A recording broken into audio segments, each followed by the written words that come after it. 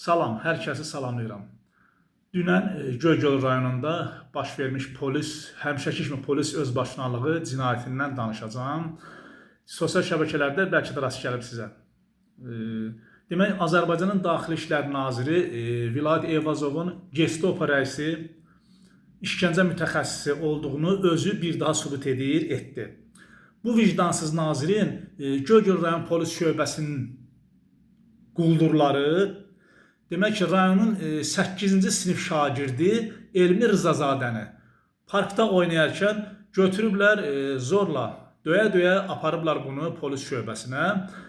Sonra bunu ailəsi axtarıb, şöbəyə qədər gedib çıxıblar, polis özbaşınalığı ortaya çıxdı, söz yox.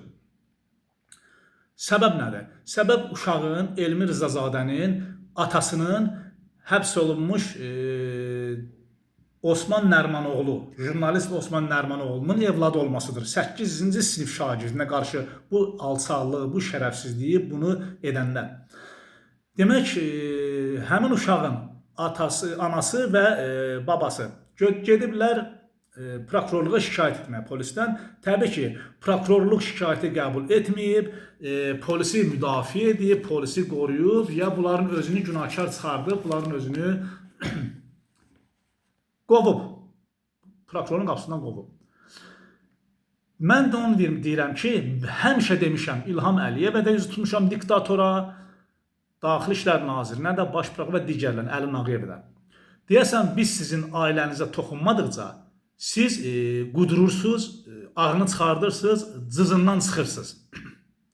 Bəlkə də bunu özünüz qəsdən bilərək deyirsiniz ki, kiməsə göstərirsiniz ki, görürsünüz biz İlham Əliyevin hakimiyyətini necə qoruyuruq canla başla, bizim ailəmiz də falan da indi biri toxunur, biri toxunmur, hərə bir vasitə ilə, bir yolla sizə qarşı etiraz edir, sizi tənqid edir. Amma bir şey bilirəm. Təbii ki, namusu, şərəfi, ləyaqəti olan kəs, istər məmur olsun, istər kimi, söhbət burada məmurdan gedir. Kəs öz ailəsinin qədrini bilən kəs başqasının ailəsinə toxunmaz, qadınına, həyat yoldaşına, uşağına əl uzatmaz, dil uzatmaz, şantaj eləməz, bir sözlə ailə dəyərlərinə qiymət verər, dəyər verir. İndi deyəcəksiniz ki, bəziləri deyə bilər ki, buna Vilayət Eyvazov neynəsin, hay buna İlham Əliyev neynəsin, hay buna filan kəs neynəsin. Nə oldu elə? Diktator İlham Əliyevin ölkədən xəbəri yoxdur, nazirin rayon şöbələrindən, ərazilərindən xəbəri yoxdur, millət vəkillərinin millətdən xəbəri yoxdur, rayon icra başçıları rayondan xəbəri yoxdur.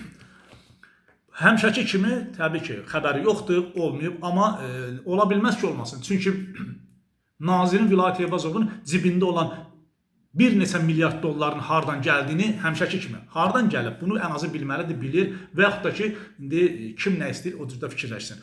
Amma xəbəri yoxsa da belə, bu cür səriştəsiz, bu cür iş bacarmayan, onu orada otuzdurandadır səhv. Təbii ki, onu orada otuzdurandadır səhv, onu elə ora qoyandadır səhv, onu qutudan çıxardandan səhv. Yəni, bu ölkədə hər kəsin xəbəri var, sadəcə heç kimin məmurlarının bu ölkədə xəbəri yoxdur.